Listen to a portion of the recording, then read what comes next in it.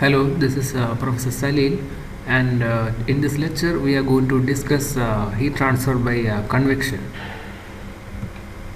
As we know, convection is exclusive to fluids.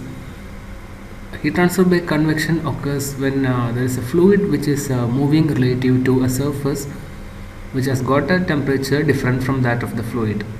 So, the prerequisites for convection to occur are, of course, that we should have a fluid, it should be in motion, and it should have a temperature which is different from that of the surface near which the fluid is flowing. So, typically, we consider situations in which the surface temperature is greater than that of the fluid. It will work in the reverse case also, but for the common example, we'll assume this to be the case. We look at the basic mechanism of heat transfer by convection. As we know, there will be a layer of fluid molecules which stick to the solid boundary. This is what we call as a no-slip condition in fluid mechanics. So there will be conduction of heat from the solid to this initial layer of fluid molecules near the surface, because they are both without any relative movement, so the heat can only get transferred by the molecular action, that is the conduction. But beyond this layer of molecules, the fluid will be flowing such a way that this heat gets dissipated within the dispersed within the fluid. So that is what we call as advection. So in short, we can think about convection as a combination of conduction and advection. Conduction at the surface and advection, which is the dispersal within the fluid. So because of this combination of these two phenomena, there are a lot of experts on heat transfer who consider convection as just an extension of conduction. They don't consider it as a separate mode of heat transfer. Now we will look at what causes the bulk movement of fluid. And one more thing which we should be clear is that when we are talking about the bulk motion of the fluid, not the molecular movement which is anyway occurring within all the fluids. The fluid is moving as a bulk in big lump of particles are moving together. So that is what we call as a bulk motion, like flow in a pipe, etc. So this motion can be caused by an external agency such as a pump or a blower or a fan. So that is what sets up a pressure gradient, or because of the body forces like gravity also, the fluid can have a bulk motion. That is what we call as forced convection. A typical example that we often use is that of cooling of an engine. There will be a fan which sucks in the air and makes the air to flow over the engine, picking up heat in the process. The other possibility is that the fluid can be driven by buoyancy.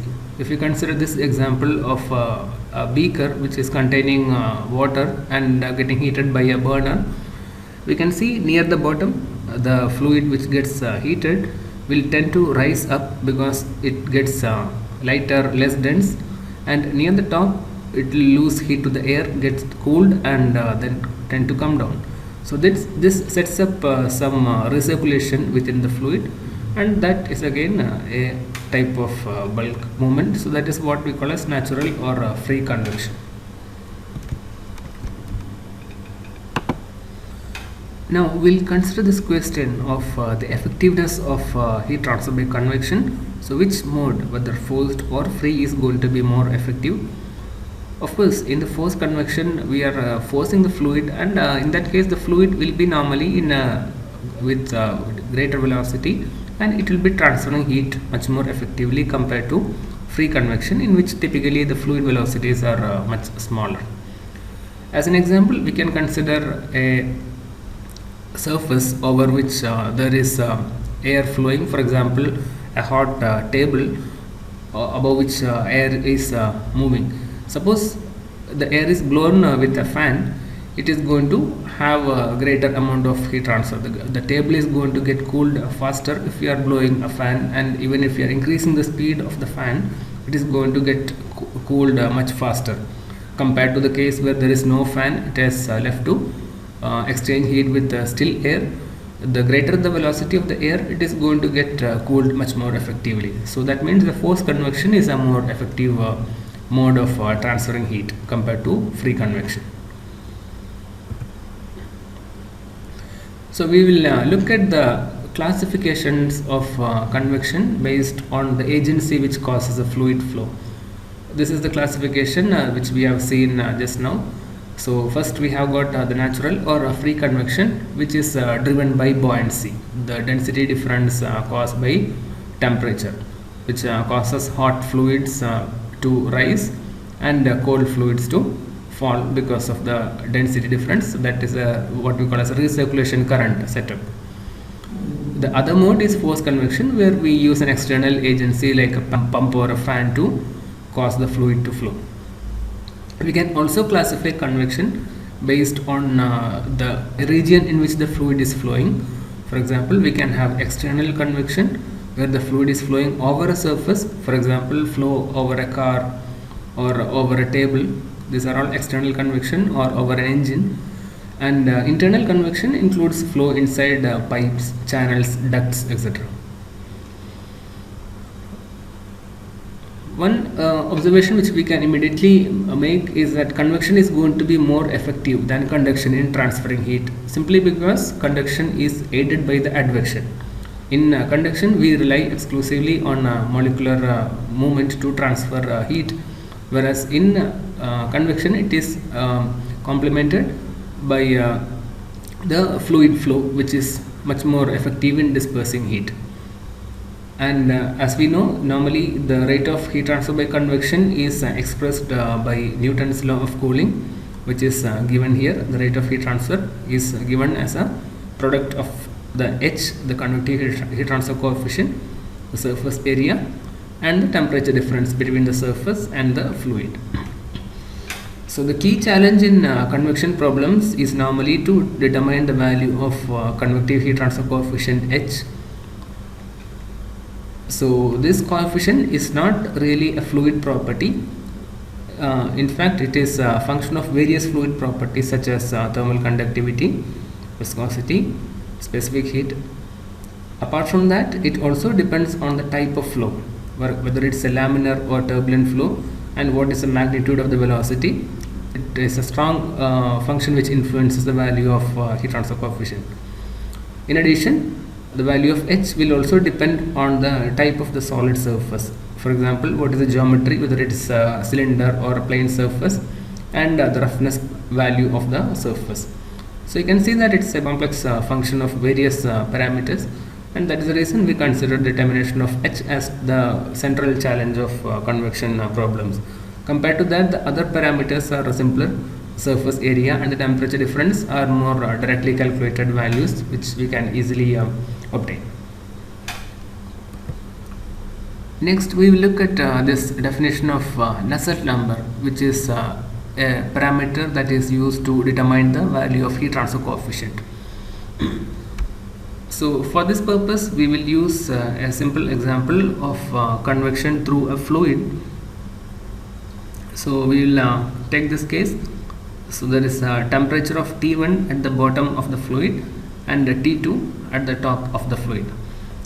These two layers are separated by a distance L, and so we will look at two cases. Case 1, where the fluid is in movement, so that there will be some heat transfer by convection, and in case 2 there won't be any fluid motion, it's a stationary fluid, and the heat gets transferred by conduction alone. So in first case, that is in fluid motion, we can denote the heat flux of convection by the heat product of heat transfer coefficient H and the temperature difference delta T. And if there is conduction occurring, we have to use the Fourier's law of conduction to determine the heat flux. So that will be given by K into the temperature gradient, that is delta T by L, the distance separating the two layers. So if we compare the heat flux in convection and conduction, that is what we call as a Nusselt number, and the expression will become H into L by K. This is what we call as the Nusselt number. So in other words, we can look at Nusselt number as the increase in heat transfer due to convection as compared to conduction. That is how much more effective is convective heat transfer compared to simple conduction. We can also use some alternative definitions of Nusselt number. One is that it is a non-dimensionalized heat transfer coefficient. Here you can see we can write Nusselt number as h by k by L. So we are non-dimensionalizing h using the value k by L. That is another interpretation of the Nusselt number. A third definition is it is defined as the non-dimensional temperature gradient at the surface. So we'll look at that definition slightly later on. Now here in this case L is a characteristic dimension of this flow domain. For example, if you are looking at flow over a flat plate, it is going to be the length from the leading edge or the length of the plate, whereas if you are looking at flow inside a pipe, we are going to look at the diameter of the pipe, etc. So it depends on the type of domain, flow domain that we are considering. And K here is the thermal conductivity of the fluid. Probably we would have seen this expression while we are discussing the heat transfer in lumped capacitance systems also. We had used a number called as Biot number, denoted as Bi, which had a similar expression. So how is Nusselt number different from Biot number? Because both of them have the same expression. The difference lies in the value of K that we are using. In the case of Nusselt number, we are using the thermal conductivity of the fluid, and in the case of Biot number, we will be using the thermal conductivity of the solid. That is the difference between the Nusselt and the Biot number, even though both of them have the same expression. The next part of this lecture, we are going to focus on the boundary layer phenomena. So there are basically two types of boundary layers that we are interested in. One is the velocity boundary layer, and the other one is the thermal boundary layer. The concept of boundary layers was initially proposed by Ludwig Prandtl in 1904. So the boundary layer is that region close to a solid boundary where the values of velocity and the temperature will rise from that of the surface to the free stream value. It's a small area in the vicinity of the surface where this transition occurs from the surface value to the free stream value. So this is characterized by very high gradients of velocity and temperature, because they need to increase or change from the surface value to the free stream value. Okay. Outside this layer, the values of velocity and temperature will be very close to the free stream values. Because of that, the outside gradient will be very close to zero. And we can define the boundary layer thickness as the distance at which the velocity becomes 99% of the free stream value. That will be the velocity boundary layer thickness. And in the case of the thermal boundary layer, the definition of the thermal boundary layer thickness is that the temperature difference, that is temperature minus the surface temperature, will become 99% of the free stream value. Why we use simply U here and temperature difference is because U is 0 at the surface and maximum in the free stream, whereas temperature is not 0 at the surface. So in order to make it 0, we are using this term temperature difference T minus Ts, because temperature minus surface temperature will be 0 at the surface and it will be rising to its free stream value at the edge of the thermal boundary layer. We will look at this in much more detail in the coming few slides. This is an introductory concept of the boundary layer. And also, when we are analyzing the boundary layers, we will make some simplifying assumptions. For example, we will only look at two-dimensional flows. That means we will be interested in the flow along the flow direction and its normal direction. Normal to the surface is the second direction that we are interested in. We won't be looking at the perpendicular direction, that is normal to the screen. The Z direction, we are not going to consider that. Also, we are going to look at only steady flows and incompressible fluids, that means constant density. And we'll also look at the Newtonian fluids, which have got constant thermal conductivity, viscosity, etc. That means that the shear stress will be proportionate to the velocity gradient at the surface. So this is how a velocity boundary layer looks near a flat plate, and how it evolves as the fluid is flowing along the flat plate. So we will look at it different portions of this separately. So initially fluid will be approaching the flat plate with a uniform velocity v. This is what we call as a potential flow. There is it's like a parallel flow which is uniform throughout, that is approaching the flat plate. This is the flat plate, and this portion called as 0, that is what we call as the leading edge of the flat plate. And along the flat plate we measure the distance, the length of the flat plate. So the direction x is along the direction of flow along the flat plate, and y will be normal to the flat plate. So in this case, close to the walls we have got the no slip condition, which we have mentioned earlier. So that means velocity is going to be 0 at the wall, because the molecules close to the walls will be adhering to the walls, they won't be moving relative to the wall. That is what we call as the no slip condition.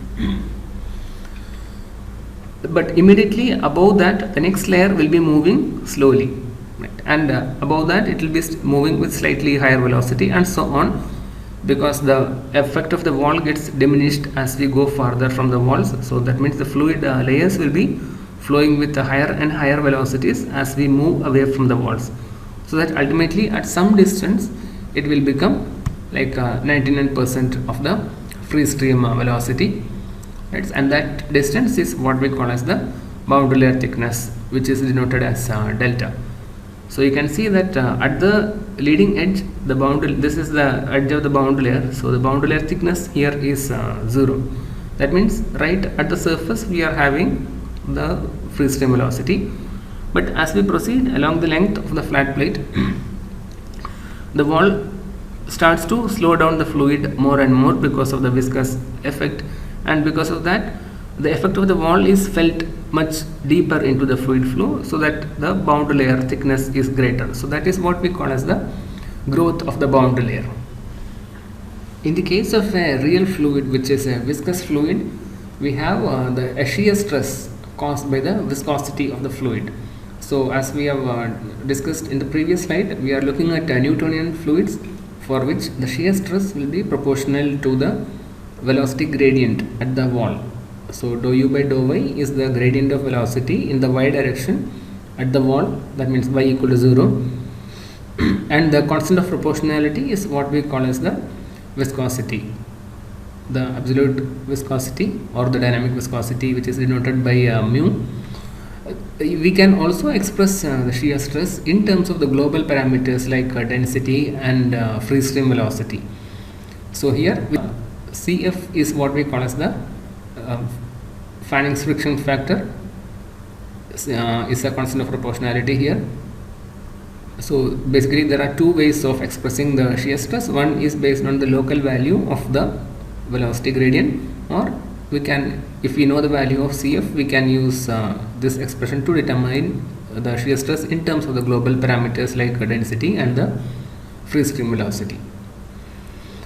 If we look at this expression, it is very interesting to note that this effect is the effect of the velocity gradient will be felt at the wall much more strongly, because as we go to the free stream, the gradients become 0. Remember that the velocity becomes 99% of the free stream value at the edge of the boundary layer. So beyond that point, we are not really going to see too much of velocity gradients. It will be almost flat. The velocity profile is going to be nearly flat, and because of that, the viscous effects are restricted to within the boundary layer, where we have got large velocity gradients. Outside the boundary layer, the shear stresses are going to be negligible. Another feature of the boundary layer is that initially we have a laminar flow, which later transitions to turbulence. So the transition is not instantaneous, it takes place over a small distance, and then thereafter the flow becomes random and chaotic in nature, which we call as turbulent flow. We will look at the turbulent boundary layer in a bit detail later on. So this slide is about the thermal boundary layer. A lot of discussion what we have completed with respect to the velocity boundary layer, we can extend it to the thermal boundary layer as well. So in this case, the thermal boundary layer is seen if there is a temperature difference between the fluid and the surface. We always have a velocity boundary layer whenever the fluid is flowing over the surface, because fluid has got some velocity. but thermal boundary layer is seen only if both of them have different temperatures, like T infinity is the fluid temperature and Ts is the surface temperature. If they are both of the same temperature, we won't be seeing a thermal boundary layer.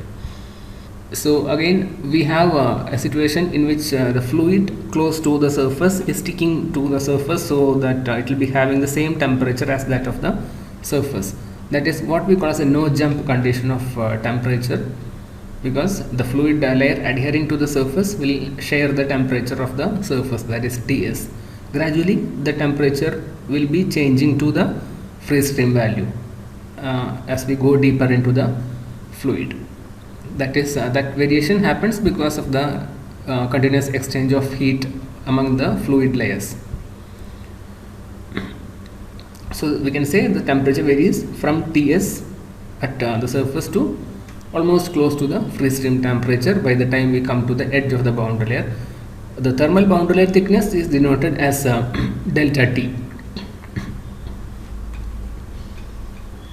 So the definition of the thermal boundary layer thickness, as we had seen earlier, is that the distance that it takes for the temperature difference T minus Ts to vary from 0 to 99% of the freeze stream temperature difference, that is 99% of T infinity minus Ts. We can denote temperature difference by theta. Theta is T minus Ts, so we can say theta varies from 0 to 99% of theta infinity at the edge of the boundary layer. Also, we can look at the conduction of heat from the surface and equate that with the convection.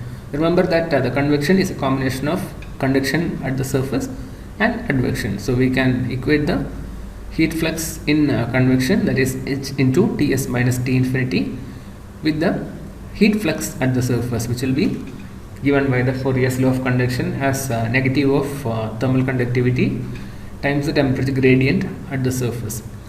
So if you look at this, we can actually get an expression for the heat transfer coefficient by comparing these two, the conduction heat flux and the convection heat flux at the surface.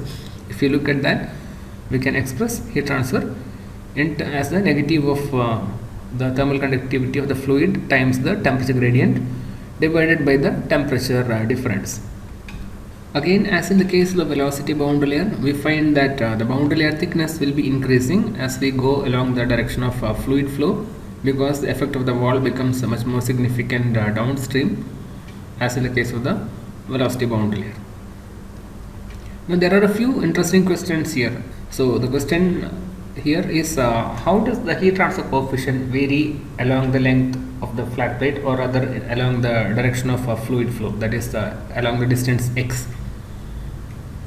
So I look at this equation, probably can give us a clue to that, because you can see heat transfer coefficient is a function of the fluid conductivity, temperature difference and the temperature gradient. Based on the assumptions that we have made earlier, the thermal conductivity of the fluid and the temperature difference are going to be constant. So the only variation that we can look at for getting the answer for this question will be how the temperature gradient varies along the x direction, along the flow direction. So if you look at this closely, in within the boundary layer, we said that the temperature has to vary from Ts to almost close to T infinity. So the temperature gradient value will depend on what is the thickness. Wherever the boundary layer is thinner, you will be having a higher temperature gradient, and wherever the thickness is greater, the value of the temperature gradient is going to be lower. So at the leading edge, we will be getting a very high value of temperature gradient, because the boundary layer thickness is very small. The temperature has to rise within this very small distance. So because of that, we get maximum gradients near the leading edge, and for that reason the heat transfer coefficient is also going to be highest near the leading edge. As we go downstream, the gradient becomes less steep, and the heat transfer coefficient also drops. So we will be getting a variation of heat transfer which will be maximum near the leading edge, and then slowly decreasing as we go along the flow direction. So as we have discussed related to velocity boundary layer, both the velocity and the thermal boundary layers will be developing simultaneously. Whether they have the same height or not, that we will look up in the next slide. So the next question that we'll look at is there any relationship between the velocity boundary layer and the thermal boundary layer? Does the velocity boundary layer affect the thermal boundary layer in any way? Yes, it does. There are two parts to this question. For example, the one is the relationship between the thickness of the velocity and thermal boundary layers, which we are going to address in the next slide. Another aspect is the effect of velocity on the heat transfer coefficient. So if you look at the initial portion of the velocity of the flow, as we see in here, the velocity is going to be greater inside the boundary layer and near the surface, etc. We will be finding higher velocities at the leading edge, and as we go downstream, the velocities within the boundary layer are going to be getting reduced. So again, that is one way that we can explain the variation of heat transfer coefficient, because you have seen that higher velocities are associated with higher heat transfer coefficient. So that's one explanation for getting a higher heat transfer coefficient near the leading edge compared to the later stages. And just like velocity boundary layer, the thermal boundary layer also becomes turbulent downstream. And so how does turbulent affect the heat transfer coefficient H? Again, this relationship between the H and the velocity holds good there, because higher the velocity, higher will be the heat transfer coefficient. Also, in the case of turbulence, there will be much more effective transfer of heat because of the mixing of the fluid within the boundary layer. We are going to see that when we discuss the turbulence boundary layers later on. So we will see that in the case of a turbulent boundary layer, the temperature gradient will be greater. The dou T by dou Y at the surface is going to be greater in the case of the turbulent boundary layer because of effective fluid mixing, and that causes a relatively higher value of heat transfer coefficient in the case of turbulence. So that means heat transfer coefficient is going to be greater for turbulent part of the boundary layer compared to that of the laminar boundary layer. We will see that in detail later on. So in this slide, we will define and discuss the effect of another non-dimensional number called as the Prandtl number. The Prandtl number, denoted by PR and named after Ludwig Prandtl, is the ratio of the molecular diffusivity of momentum to the molecular diffusivity of heat. So this parameter here, nu, is the kinematic viscosity, and that is the molecular diffusivity of momentum. It is related to the momentum transfer within the velocity boundary layer, and the denominator is alpha, the thermal diffusivity, which is what we call as a molecular diffusivity of heat.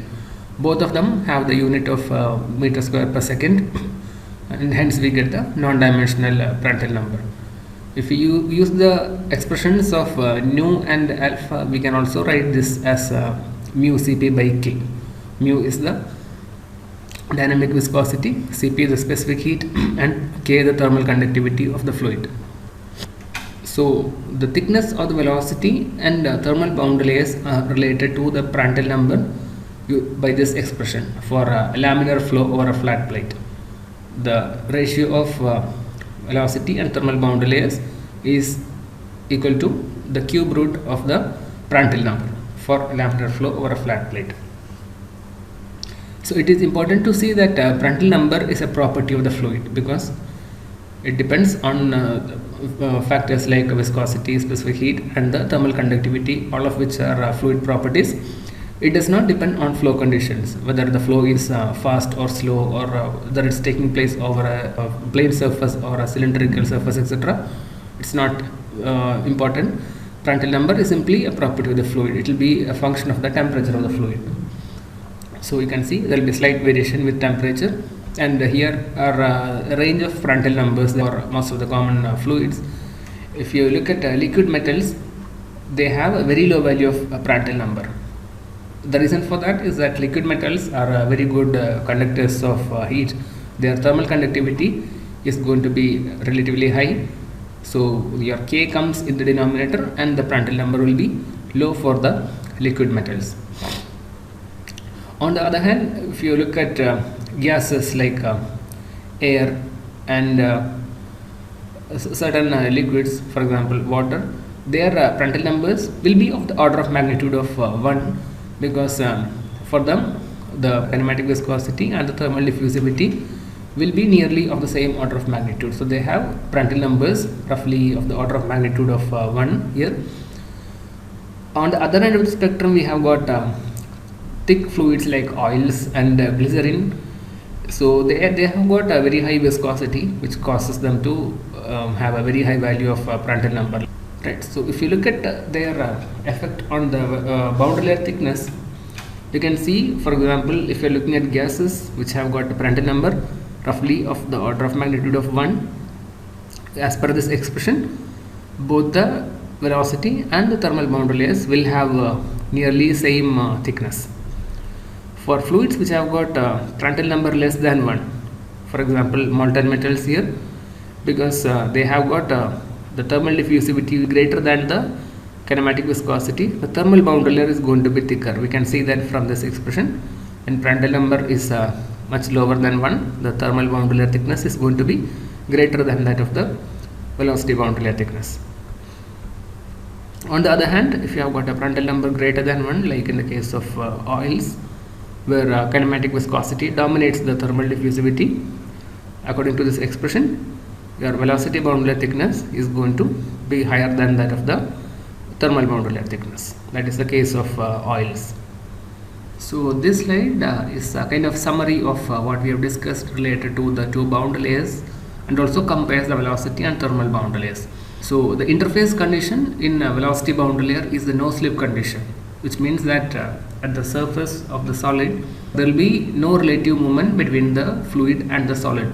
Essentially, if the solid is at rest, the fluid layer at the surface is also at rest. The fluid will be sticking onto the surface and will have the same velocity as that of the surface. A similar effect in the thermal boundary layer is the no jump condition. The temperature of the first layer of molecules of the fluid which adhere to the surface will be same as that of the surface itself. So within the velocity boundary layer, we have seen that the velocity will be varying from 0 at the surface to 99% of the free stream velocity at the edge of the boundary layer. The boundary layer thickness is denoted as delta. In the case of thermal boundary layer, the temperature difference, that is T minus Ts, will be varying from 0 to 99% of the free stream value. And the thermal boundary layer thickness we will denote as delta with a subscript T. So we encounter large velocity gradients within the velocity boundary layer because the velocity has to undergo a big change within a small distance. Likewise, we have got large temperature gradients within the thermal boundary layer. And the mechanism of momentum transport is viscosity induced shear stress. That is what happens in the velocity boundary layer. And in the case of the thermal boundary layer, as we have seen earlier, the heat transfer is by convection, which is a combination of conduction and advection, that is the dispersal within the fluid. The mathematical equation relevant to the velocity boundary layer is that the shear stress is given by the product of the dynamic viscosity and the velocity gradient at the surface. We can also express that in terms of the density and the free stream velocity. The constant of proportionality here will be the friction factor Cf. In the case of the thermal boundary layer also, we have got a similar analogous expression here.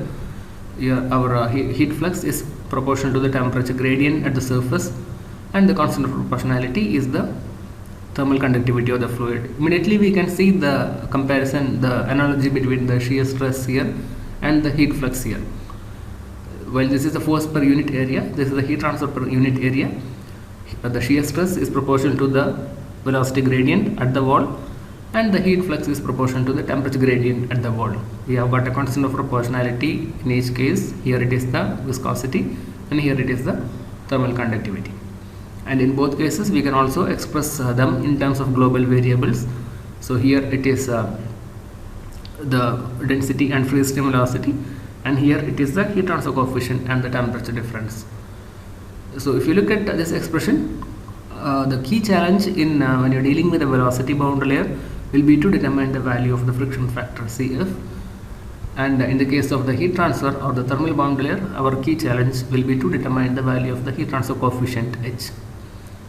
And the velocity boundary layer thickness delta is related to the value of kinematic viscosity nu. Higher the value of nu, higher will be the velocity boundary layer thickness.